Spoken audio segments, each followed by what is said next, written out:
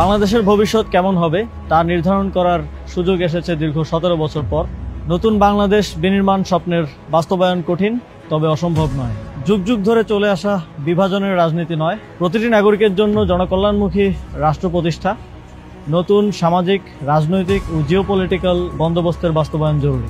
এই লড়াই সহজ নয়, তবে মতিউর রহমান, তারামন বিবি, নূর হোসেন, ফেলানী, আবরার ফাহাদ, আবু সাইদ ও মুগ্ধদের আত্মত্যাগের প্রেরণা নিয়ে আমি এই পুনর্গঠন ও বিনির্মাণের লড়াই চালিয়ে যেতে চাই।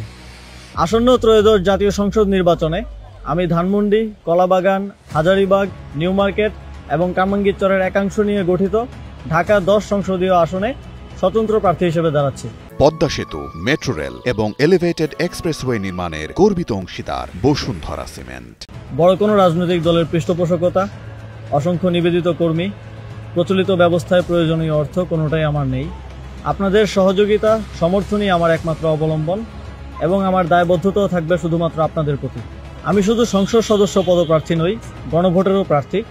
এতগুলো প্রাণের বিনিময়ে দেশ সংস্কারের যে সুযোগ এসেছে তা বাস্তবায়নে গণভোটে হ্যাঁ ভোট দিন।